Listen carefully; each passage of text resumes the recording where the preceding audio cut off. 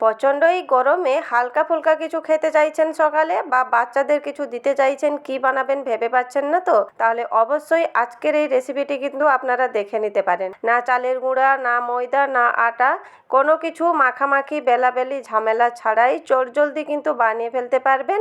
আর একবার বানালে দেখবেন বারবার কিন্তু বানাবেন। তবে চলুন দেখে নিই আজকের এই রেসিপি। আজকের এই রেসিপির জন্য একটা বাটির মেজারমেন্ট করে 1 বাটি সুজি নিয়েছি, আর ওই বাটিরই মাপে হাফ বাটি দই নিয়েছি।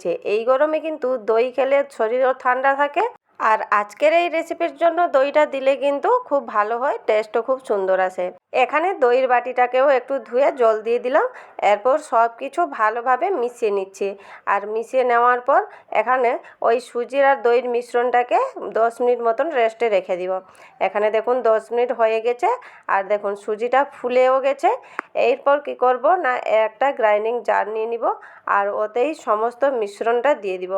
এখানে সুজি আর দইয়ের মিশ্রণটা একটা গ্রাইন্ডিং জারে দিয়ে দিচ্ছি। সমস্ত মিশ্রণটা গ্রাইন্ডিং জারে দেওয়া হয়ে গেছে। আর একটা কাঁচা আলু নিয়েছি, তাকে ধুয়ে ছোটো ছোটো টুকরো করে কেটে ওই গ্রাইন্ডিং জারে দিয়ে দিলাম, আর দিয়ে দিলাম অল্প একটু জল। এরপর সব কিছু ভালোভাবে মিহি করে পেস্ট করে নিব। এই দেখুন এখানে মিহি করে পেস্ট করে নিয়ে এসছে, আর ব্যাটারটা দেখেছেন কিভাবে হয়েছে, ঠিক এইভাবে ব্যাটারটা রেডি করতে হবে। আর ব্যাটারটাকে এখানে একটা আমি পাত্রে ঢেলে নিচ্ছি।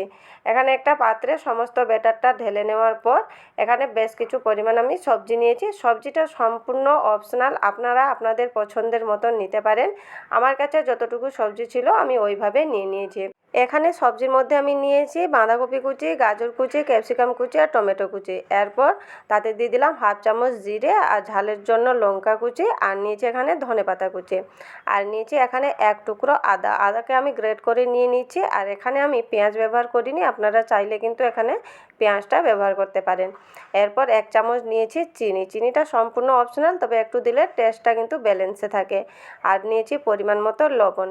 এরপর এখানে সব কিছু ওই ব্যাটারের সাথে খুব ভালোভাবে মিশিয়ে নিচ্ছি। আর এইখানে ব্যাটারের সাথে সব কিছু ভালোভাবে মিশিয়ে নেওয়ার পর 1 চিমটির মতন আমি মিঠা সোডা নিয়েছি। সোডাটা দিলে নাস্তাটা একটু ফুলবে আর সফটও হবে। সোডাটা আমি সাথে সাথেই মিশিয়ে নিচ্ছি, আর সাথে সাথেই কিন্তু নাস্তাটি বানিয়ে নিতে হবে দেরি না করে। এদিকে নাস্তাটি বানানোর জন্য আমি একটা ছোট্ট ফ্রাই প্যান নিয়েছি। এই প্যানে আমি তড়কা লাগাই, ওই প্যানটাই নিয়েছি। আপনারা যে কোনো প্যানে কিন্তু বানিয়ে নিতে পারেন, বা ছোট ছোট চিলার মতনও বানিয়ে নিতে পারেন। এখানে আমি ওই তড়কা প্যানে তেল দিয়ে দিলাম। তেলটা গরম হয়ে গেলে তাকে আমি সাদা তিল দিয়ে দিলাম। সাদা তিলটা কিন্তু সম্পূর্ণ অপশনাল, তবে দিলে দেখতেও ভালো লাগবে, খেতেও ভালো লাগবে। এরপর তাতে পরিমাণ মতন ব্যাটার দিয়ে ঢাকা দিয়ে দিলাম। মিনিমাম 2 থেকে 3 মিনিট মতন ঢাকা এইভাবে দিয়ে দিতে হবে। আর দেখবেন 3 মিনিট পর আমি ঢাকাটা খুলে নিয়েছি। এই দেখুন কত সুন্দরভাবে ফুলে গেছে। এরপর উল্টে নিব। এক পিঠ দেখুন ঠিক এইভাবে কিন্তু লাল করে যখন ভাজা হয়ে যাবে তখনই কিন্তু উল্টাবেন। এরপর আবারও ঢাকা দিয়ে দিলাম। এর ফলে কি হবে না, ভেতরে থাকা সবজিগুলো কিন্তু খুব সুন্দরভাবে সেদ্ধ হয়ে যাবে। এরপর আবারও ঢাকা খুলে উল্টে নিলাম। এইভাবে উল্টে পাল্টে 2 পিঠ একটু শক্ত করে বা লাল করে এরকম ভেজে নিতে হবে। এখানে দেখুন একটা কিন্তু নাস্তা আমার ভাজা হয়ে গেছে। আর একইভাবে এখানে আবারও একটা ভেজে নিব। পরিমাণ মতো আমি তেল দিয়ে দিলাম, তাতে দিয়ে দিলাম সাদা তিল। সাদা তিলটা এখানে বলেছি সম্পূর্ণ অপশনাল, তবে দিলে কিন্তু দেখতে ভাল লাগবে আর খেতেও ভাল লাগবে, তার জন্য দেওয়া। এরপর পরিমাণ মতন ব্যাটার দিয়ে এখানে 2-3 মিনিট মতন ঢাকা দিয়ে দিতে হবে। আর ঢাকা দেওয়ার পর এইভাবে 3 মিনিট পর ঢাকাটা খুলে নিয়ে উল্টে নিতে হবে। এভাবে উল্টে নেওয়ার পর আবারও ঢাকা দিয়ে দিতে হবে, তাহলে ভেতরে সব কিছু সেদ্ধ হয়ে যাবে। আগের মতোই একইভাবে এখানে নাস্তাটিকে উল্টে পাল্টে একটু লাল করে কিন্তু ভেজে নিতে হবে। আর এই নাস্তাটি কিন্তু উপরে শক্ত থাকবে, ভেতরে পুরো নরম সফট থাকবে তুলোর মতন। যা গরম পড়েছে এই গরমে কিন্তু কোনো কিছু ঝামেলা ছাড়া কিন্তু এইভাবে হালকা ফুলকা নাস্তা বানিয়ে নিতে পারেন।